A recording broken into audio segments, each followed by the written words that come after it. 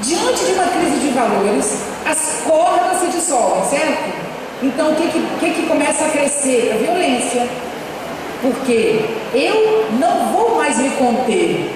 Eu vou fazer o que eu tenho vontade. E fazer o que eu tenho vontade é ir para o Estado Islâmico matar e virar terrorista. Isso é o que está acontecendo hoje no mundo. Então, é perigoso a gente conviver em grandes grupos. É perigoso sair de casa. A gente vive esse momento verdadeiramente. Antigamente, era um bandido que pegava uma arma e matava. Hoje, uma criança entra... O garoto, ex-aluno da escola de Realengo. O garoto entrou numa escola com 22, 23 anos, né? Matou 13 crianças e se matou. Alguém podia prever isso? Você podia dizer, meu filho não vai estar nessa escola? Não tem. Então, essa é a realidade. Primeiro, precisamos uns dos outros o tempo inteiro. Para viver. As coisas podem piorar ainda. Precisamos fazer acordo com vizinhos, com amigos. Precisamos criar um conceito chamado Serrinha. Serrinha é um município. Serrinha não pode ser só um município. Serrinha tem que ser um valor. O valor é, eu estou morando aqui, quero morar aqui, quero continuar, essa é a minha cidade, então ela é o meu valor. Eu vou cuidar dessa cidade. Eu não vou deixar lixo, eu vou amar essa cidade. É o meu canto. Se você vai, eu já vivi isso que eu vou falar para você, já passei por isso. Eu dava aula na faculdade e perguntei, eu dava aula numa cidade muito pobre. Chegava para dar aula, lixo, mato, na porta da faculdade, na porta da rua toda. Eu falei, gente, por que está assim? Aí todo mundo, prefeito. Eu falei, gente, se o prefeito, por exemplo, se não tiver água e tiver o vaso sanitário cheio na sua casa, você vai deixar porque alguém não cuidou? Se tiver lixo na sua cama, a culpa é de alguém, você vai deitar em cima do lixo? A empregada não veio, né? Não dormiu em cima do lixo? Que isso? Então, claro que a gente tem que brigar politicamente nas instâncias. Agora, você não cuidar da sua cidade, não dá, gente. Essa é a consciência que a gente tem que ter. E não só nossa, das crianças. É isso. Serrinha, eu amo Serrinha. Ou então, não fique aqui se você destrata a sua cidade. A cidade tem que ser um valor tão grande quanto o ser humano.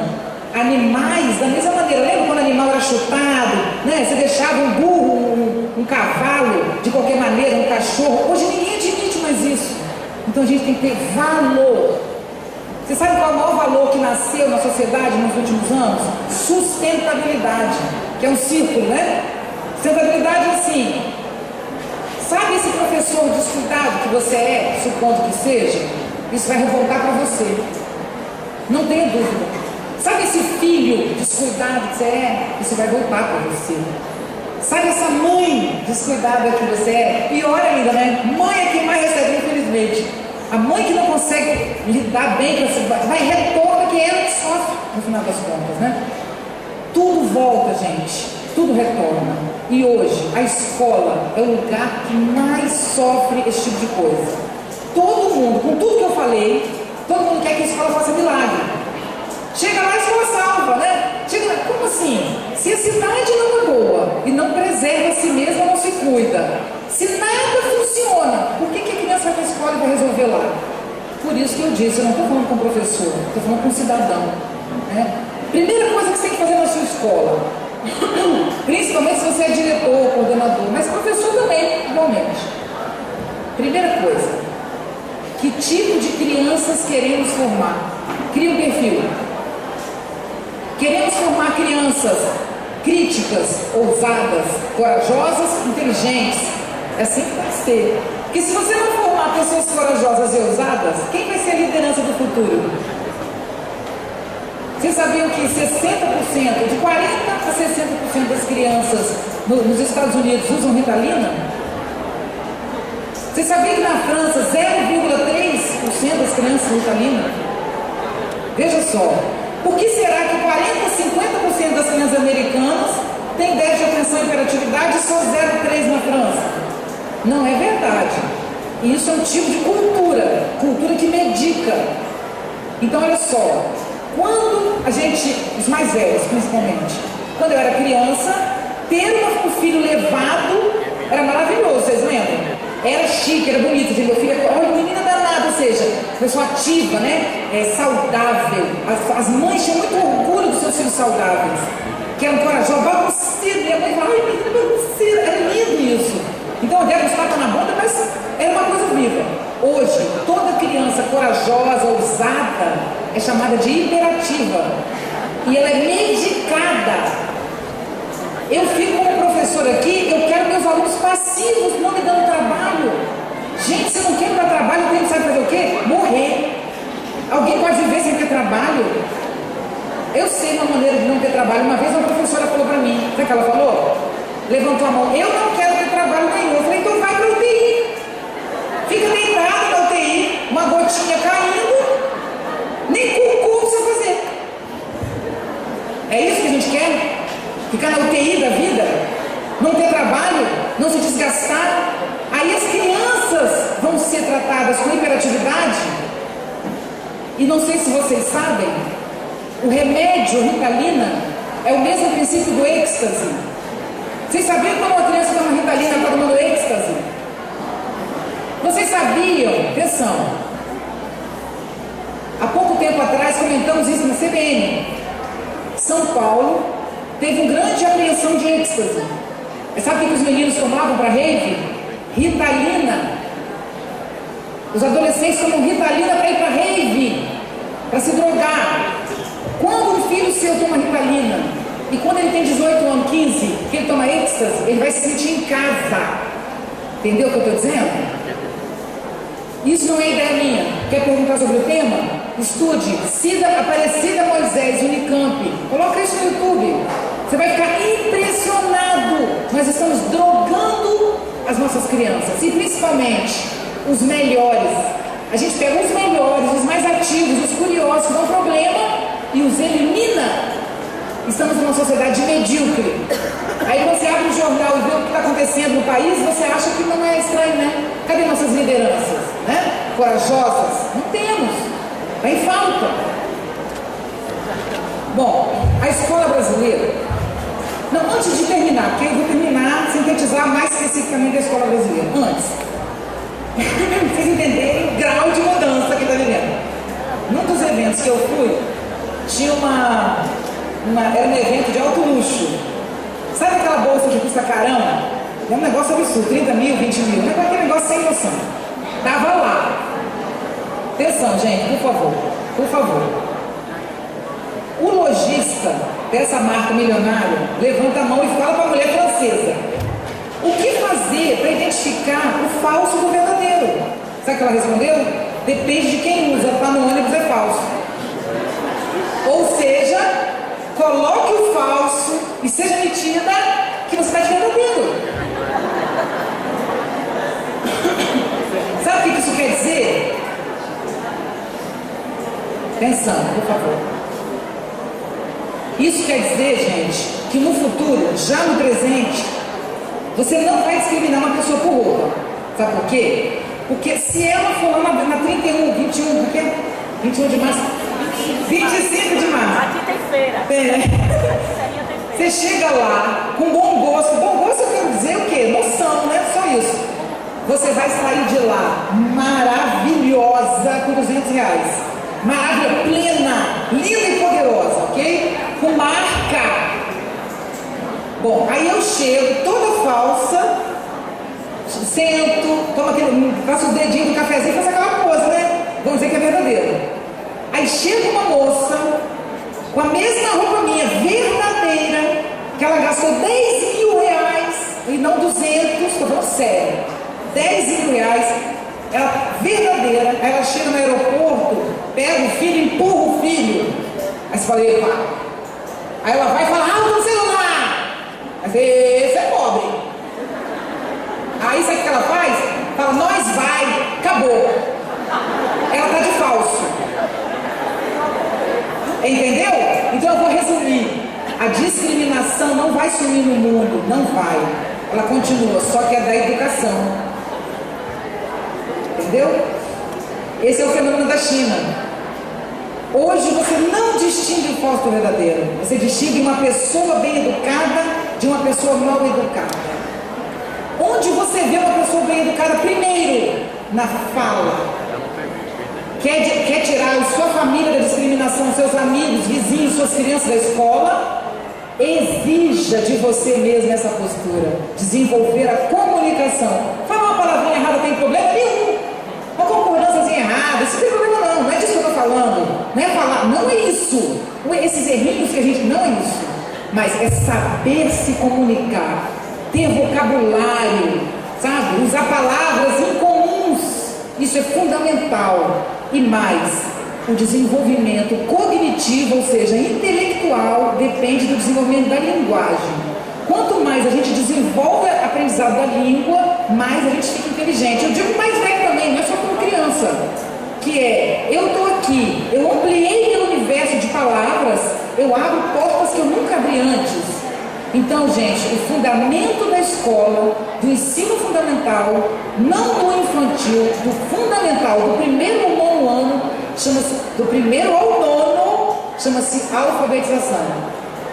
Alfabetização, eu critiquei o Todos pela Educação, porque o Todos pela Educação coloca como meta alfabetizar até os 8 anos, está errado. Ninguém está alfabetizado com 8 anos.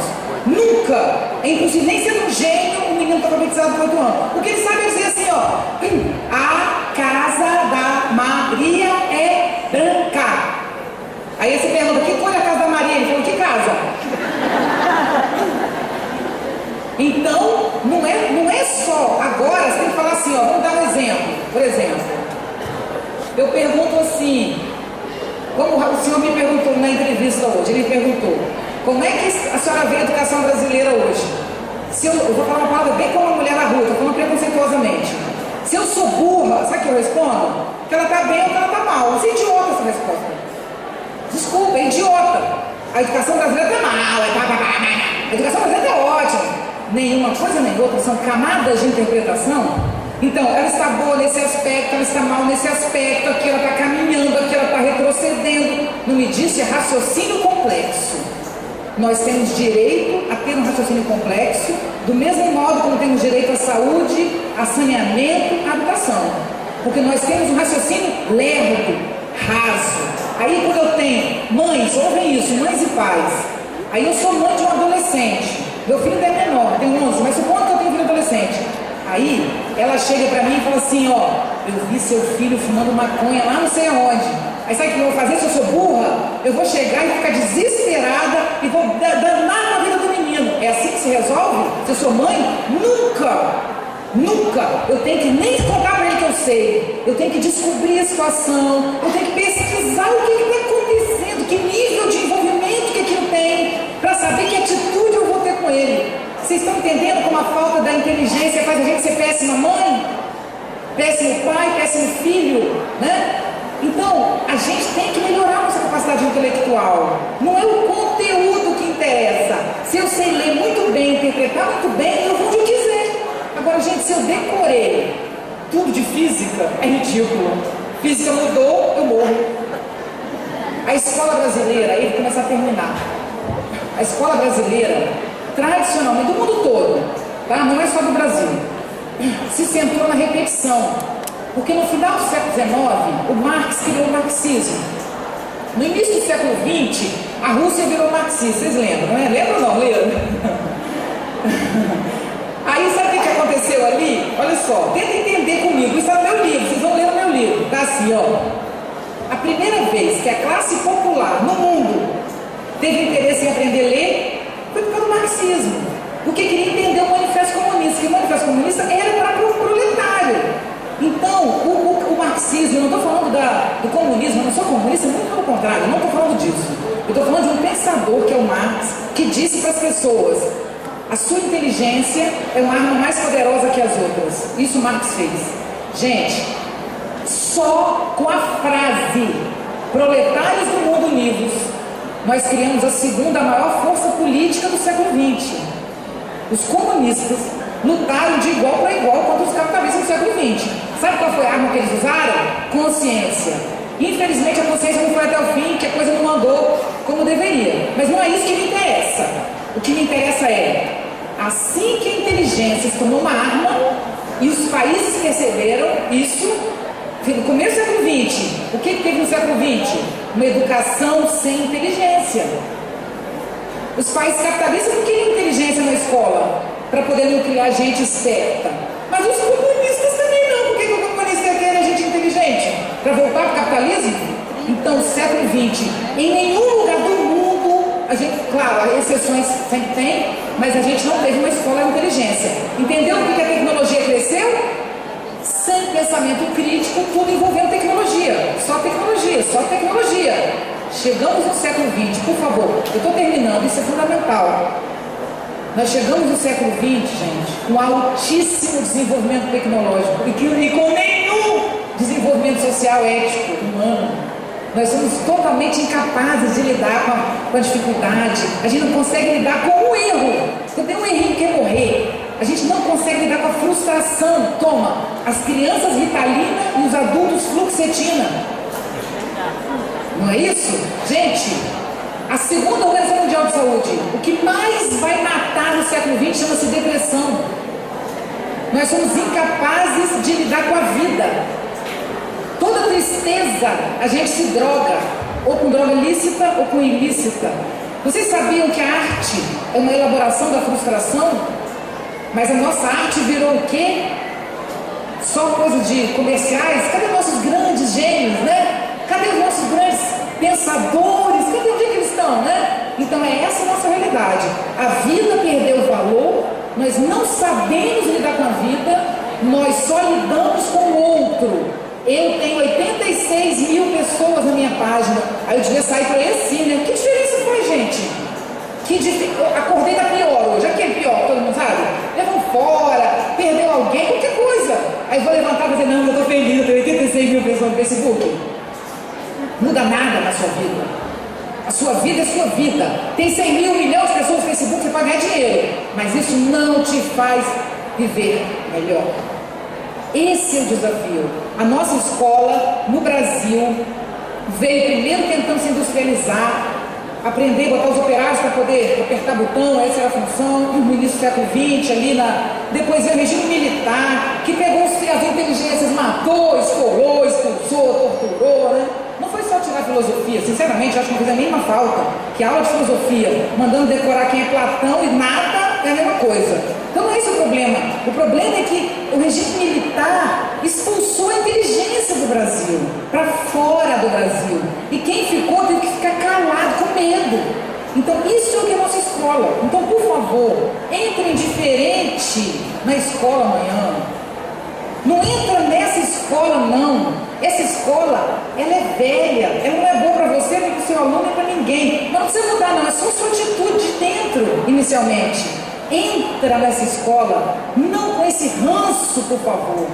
Pega seu currículo, e eu vou discutir, que a secretária já me convidou, eu vou voltar a falar com vocês outras vezes, para a gente repensar o currículo, entendeu? Eu não estou vindo só hoje, eu tenho um plano, ela me convidou com um plano, ela quer que eu ajude a gente a pensar outras coisas aqui.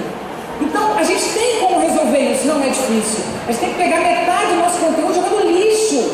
A metade do nosso conteúdo é inútil, é desnecessário. Tem que ter mais espaço livre para a gente poder ir passear num espaço ambiental, para ir no centro cultural, para ir na rua, ver como é que a rua funciona, ir no supermercado para as crianças, mostrar como é que é um supermercado, um teatro, sei lá. Então a gente tem que mudar. Agora, tudo isso só tem função se a gente tiver um acordo, entendeu? Se nós fizermos um acordo, e não é um acordo falado, não precisa assinar, não precisa nada, é só pensar, né? Vamos tornar, não a nossa escola melhor. Vamos acreditar que nosso município pode ser melhor, que o nosso país pode ser melhor, que a nossa vida pode ser melhor, que eu posso, ao invés de me drogar porque eu levei fora, eu posso ouvir uma música e chorar. Sabe Nana Caymmi? Conhece? É dos mais velhos. Nana Caymmi é uma música que só chorou. Você está triste, ouve Nana Caymmi, é uma beleza, aquela voz chora, a lágrima fica até melhor. É isso que a gente tem que aprender, a viver, a lidar com a frustração. E se a gente for um pouco mais forte, a gente passa isso para as crianças. Finalizando, para a gente abrir para perguntas. Os desafios são imensos. Vocês têm crianças que chegam em sala de aula sem família, ou com família e sem ordem. Vocês têm crianças, às vezes espertas, que sabem que o mundo está acabando na cabeça dela, ela não tem vontade de fazer nada, porque ela não tem futuro. Vocês pegam pais, que vocês têm raiva, às vezes, que o pai Mas o pai tem quantos anos, gente? 25, 30 anos o pai tem, entendeu, mãe? Como é que você quer esperar que uma geração que está exatamente nesse caos, que tem 35 anos, seja um pai maravilhoso, vai ensinar? Às vezes a mãe tem 20. Então a gente tem que ter outro olhar para essa coisa. A nossa escola precisa mudar, mas a gente é o eixo dessa grande mudança. Por enquanto, muito obrigada.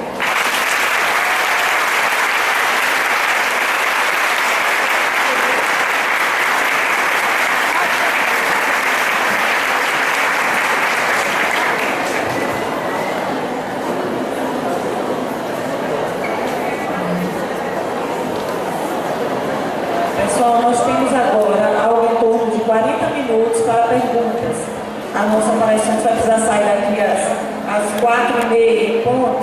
E aí a gente quer abrir para saber quem gostaria de fazer uma pergunta. Eu peço que se identifique e a gente vai levar o microfone. E não precisa ter vergonha, timidez, pelo amor de Deus, sai falando, gente. Você é uma ponta, você. Vai aí, quem toca? Quem gostaria de fazer uma pergunta? Muito obrigada por você inaugurar. Obrigado. Boa tarde. Boa tarde, meu povo. Lindo. Eu gosto da jornada pedagógica porque é aqui que a gente se reencontra e recarrega as baterias, porque são tantos abraços, tantos afagos, né? A gente sai daqui super cheio de positividade. Viviane, na realidade, eu não quero lhe fazer uma pergunta. Eu primeiro quero parabenizar a nossa secretária de Educação, né? Se alguém me disser aqui que vou rasgar seda, vou rasgar seda. Porque hoje você me faz sentir menos louca. Porque por muitas vezes a gente é chamada de louca. A educação é do professor, a educação é do diretor. Não.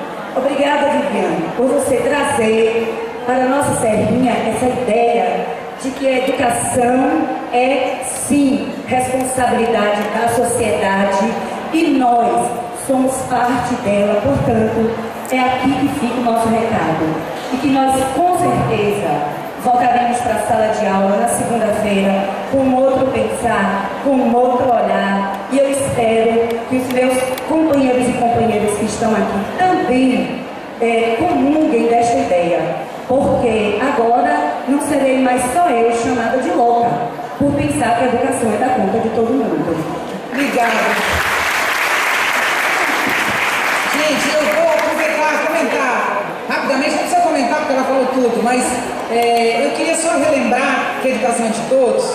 Eu queria mandar um abraço muito carinhoso e verdadeiro para todo mundo que está aqui, que trabalha na portaria, na merenda, sabe? As pessoas que estão aqui, eu acho que a gente tem que muito valorizar esse trabalho. E mais, gostaria de sugerir que durante o ano letivo a escola chamasse todo o pessoal para sempre estar junto, com atividades. Tem uma escola, professora, que aconteceu uma coisa incrível, que era o rapaz não era funcionário, era o rapaz da pipoca. O rapaz da pipoca, vem, gente, por favor, atenção aí atrás. Atenção. O rapaz da pipoca ficava do lado de fora, não era funcionário nem nada. Um dia a escola teve um problema grave e quem resolveu foi o rapaz da pipoca. Aí eu estava participando, que era o município que ia fazer a consultoria. E eu falei, vamos trazer o rapaz da pipoca para dentro. Aí sabe o que fizemos? O rapaz da pipoca passou a ser um aliado da escola, que era uma escola com muita dificuldade, perde na área de risco. E o rapaz da pipoca, aí o que a gente fez? O pipoqueiro liderou uma discussão com o rapaz da portaria, da limpeza, que não eram pessoas naquele caso tão conscientes da educação, estavam aí para as crianças. E o rapaz da pipoca fez aquilo. É isso que a gente tem que fazer. É tão simples, sabe? É tão simples pedir ajuda, né? Mas para isso, desce do pedestal, né? Essa que é a... Por favor. Pessoal, por favor, quem mais? Eu vou pedir ao pessoal para me ajudar no microfone, você leva para lá e eu pego. Vou pegar o último.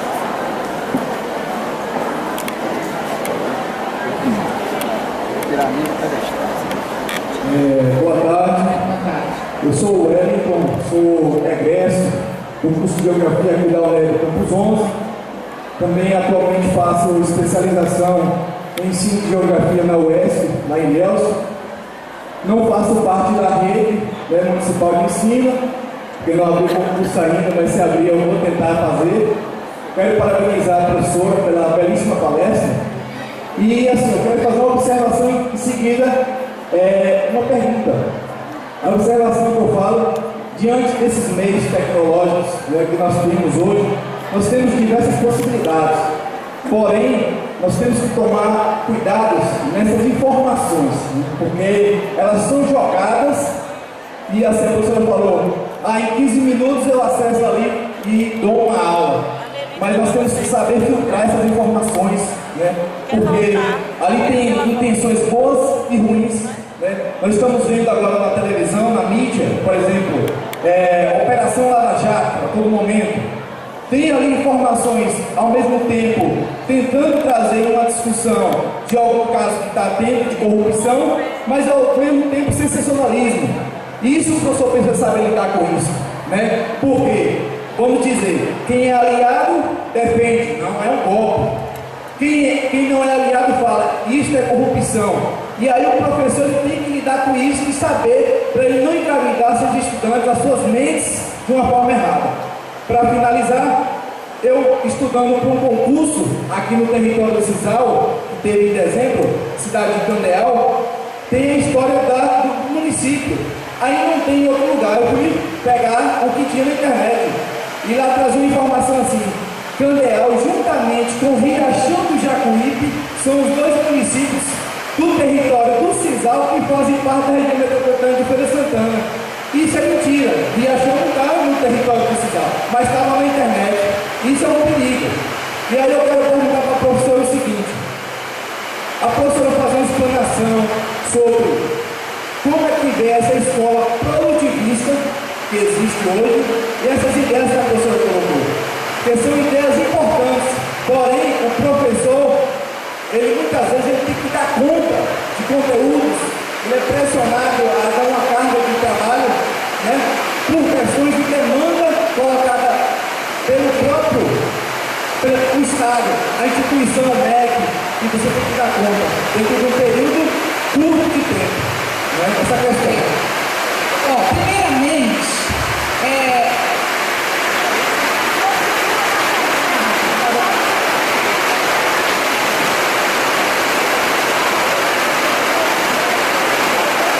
gente, a chuva vai barulho, mas é bem-vinda demais, né?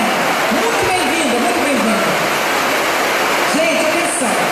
Vamos ver se eu olhar para ouvir porque o barulho ficou forte. Eu só consigo, em 15 minutos, responder na CNN, porque eu tenho 51 anos, eu tenho 30 anos como professora, eu tenho experiência e sou doutora. Nem qualquer pessoa que em 15 minutos responde. O que eu quero dizer é possível você responder qualquer pergunta em 15 minutos, mas isso depende de uma vida para chegar lá. O que eu estou dizendo para vocês é qual é o caminho para chegar onde eu cheguei. O caminho é desenvolvimento da autonomia e da responsabilidade do aluno. A educação tem que estar centrada não no professor, mas no aluno. Não importa o que eu ensino, importa o que ele aprende. Né? Então, a Fátima Bernardes, eu tenho participado do programa dela, estou contratada, vou lá toda segunda, não fui hoje que eu estou aqui, mas ela falou uma coisa muito legal para mim, é uma pessoa querida, ela falou, a comunicação, vai funcionar, a gente conversando, a comunicação só existe, está comentando campanha de AIDS. Aí uma hora ela falou, mas se o índice está aumentando, é que a campanha não está funcionando. Só a campanha só existe, só a comunicação não atinge. Se eu fosse uma campanha rica, cara, e não atinge, eu não sei, né? Tem que comunicar. Não importa se eu sou doutora, maravilhosa, estudiosa. Importa se alguma coisa que eu digo chega a vocês, tá certo? Então, qual é o nosso objetivo? Não é centrar no que eu sei, mas onde o aluno vai. Ele é que é o objetivo. O que acontece na universidade? Eu chego na universidade, dou uma aula, falo difícil pra caramba, ninguém entende nada. O que acham de mim? Eu sou ótimo, não é isso? Quem não é o professor? O que ninguém entende. Que isso? Não é assim? Então é como se eu tivesse, eu sei que eu sou doutora, tinha dado minha aula e vou embora. Não. vocês têm que entender o que eu estou falando, senão não tem função. A dica que eu dou para chegar nos 15 minutos da CDM é: pegue suas crianças, desenvolva nelas a paixão por aprender, a crença, não sei se é crença, a fé, sei lá qual outra palavra que é melhor que essa, de que elas podem mudar suas vidas e o mundo se elas crescerem, de que há lugar sim no mundo para quem é esperto, inteligente, ético, simpático, sabe conviver. Então dá a elas uma chance. Nós não acreditamos no mundo, e eu entendo por quê. Você disse que está ficando louco, eu vivo achando que eu estou louco também. Então o mundo vai estranho. Então se a gente não acredita, eu chego na aula, não estou falando nem para criança, estou falando para ela da minha amiga, encontrei com ela no corredor. Aí, pelo amor de Deus, o mundo é um horror, né? Não tem condição. Aí fica na porta da sala que o mundo é um inferno, que as crianças, por que esse menino vai querer estudar? Se o mundo não tem jeito. Então a gente tem que dar o geral e o particular. Um filósofo chamado Schopenhauer, ele diz que o gênio é quem liga o tempo inteiro o geral e o particular. O particular eu estou cansada com dor nas costas. E o geral eu estou cansada porque eu nadei muito, fiz muito exercício. Não é legal isso? Que dor nas costas boa? É só um incômodo, não é isso? Ou então, eu quero namorar com aquele menino, eu tenho 13 anos, gosto do menino, quero transar com o menino, mas isso pode me dar uma gravidez com 13 anos que pode destruir minha vida. Será que na hora que o prazer sexual atinge aquele casalzinho pequenininho, jovenzinho de 14, 15 anos, é o particular? Será que se eles aprendessem desde pequenininho a ver o geral, eles não teriam uma noção? Isso sim. Tem um grau de, eu não estou dizendo que é sempre, mas há uma maneira da inteligência produzir um tipo de atitude. Mas a nossa inteligência é um ou outro, né? Quando a criança vê o prazer, não vai querer não? Sexo, primeira vez na vida, e vai de qualquer jeito. Então, tem um caminho que a escola pode tomar, que é desenvolver a atitude da inteligência, a atitude da pesquisa, a atitude da convivência, a atitude do amor pelo conhecimento, a atitude pelo desenvolvimento intelectual. Isso é mais importante do que ensinar objetivamente conteúdos. Claro que os conteúdos vão ser ensinados, misturados com isso, né, gente? Só pode ser atitude pura. Então, claro que o conteúdo importa. Agora, qual o conteúdo importa? Seja honesto. Pega o que você dá em sala de aula. Faz isso em casa hoje, animado por essa palestra. Olha lá e fala assim: é o que eu vou propor que vocês façam aqui, provavelmente. A gente pega o currículo, cada professor pega, olha, e pega um princípio que se chama pela valorização da vida.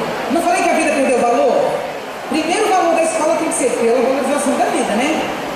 Bom, aí eu pego meu currículo e penso: esse conteúdo que eu estou ministrando para os alunos ajuda a vida desse menino de que maneira? Aí eu tento achar. Às vezes eu não acho, mas é por falta minha. Aí eu tento falar, achei. Achou um vínculo com a vida? Mantém o conteúdo. Agora, se não tem vínculo nenhum, por que eu vou ensinar aquilo? Né? Então, se a gente fizer esse levantamento, você vai ver que a metade do que você ensina é jogar para decorar para um vestibular que nem sabe o que vai fazer. Se esse currículo começar a ir nessa direção e nós tivermos esse gosto, a gente consegue mudar a nossa vida. Não tenho dúvida disso. Aí a pergunta dele é: e as exigências? Uma que você disse é o currículo. O Ministério da Educação incentiva que a gente faça reforma curricular o tempo inteiro.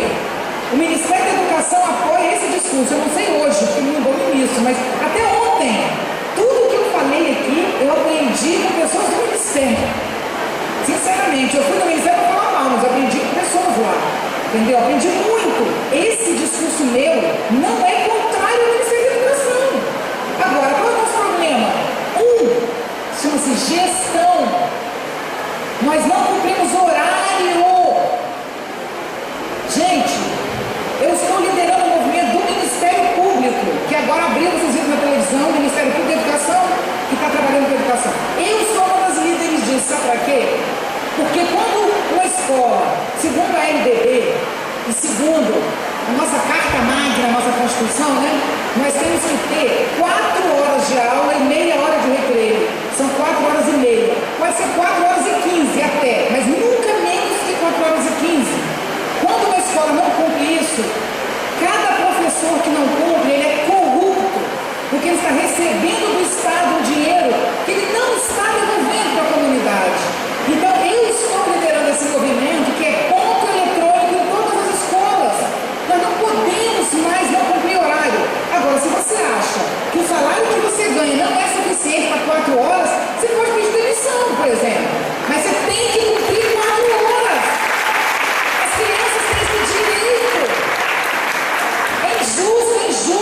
as crianças têm que cumprir o horário.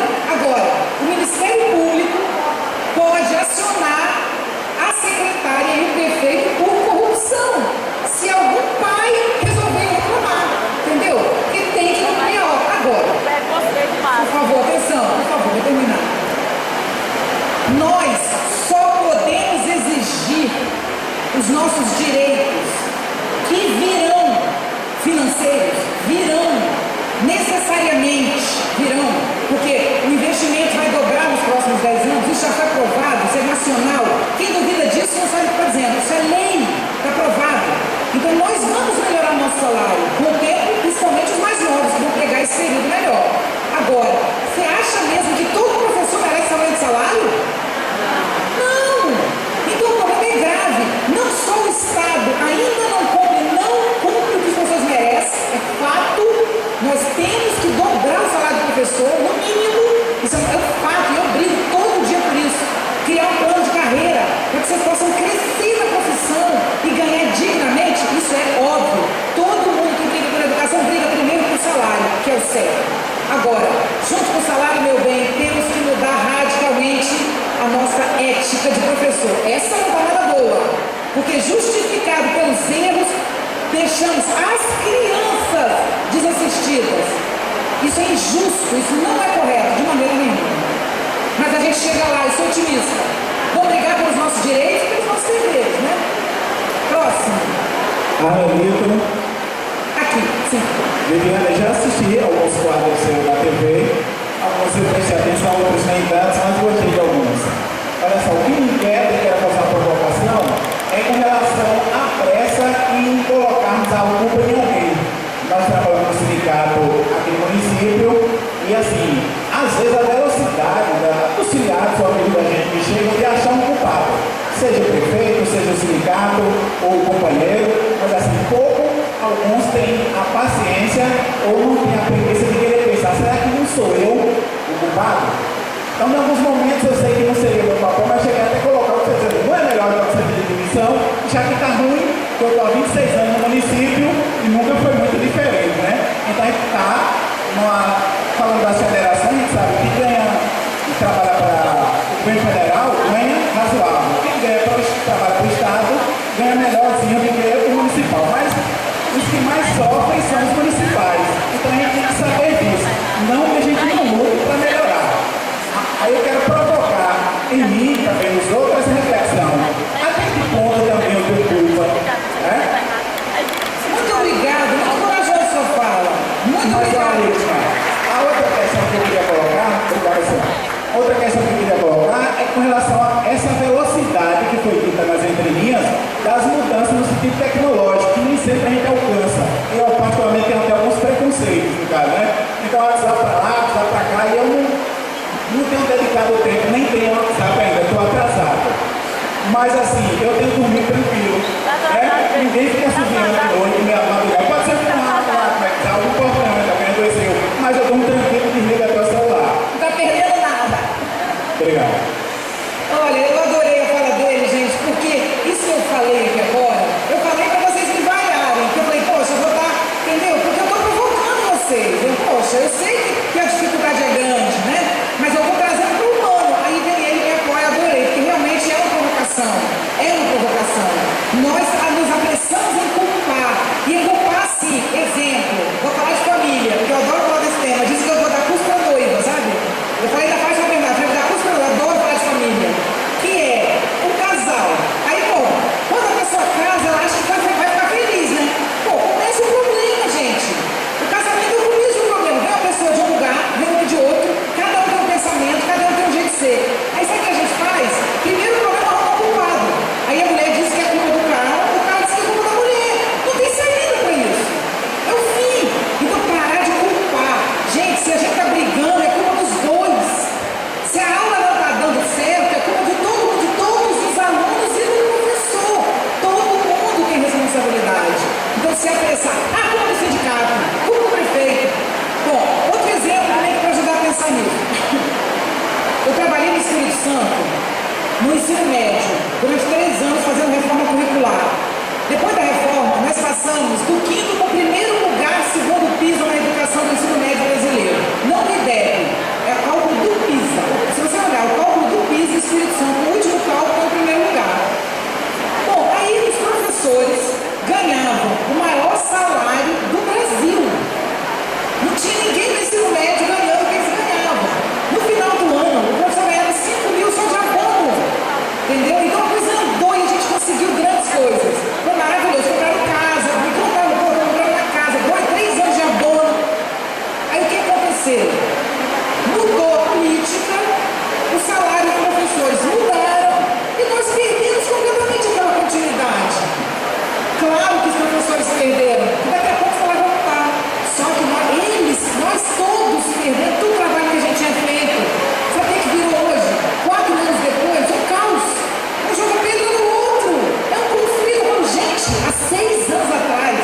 Isso aqui é uma realidade caminhando para a felicidade. O que aconteceu?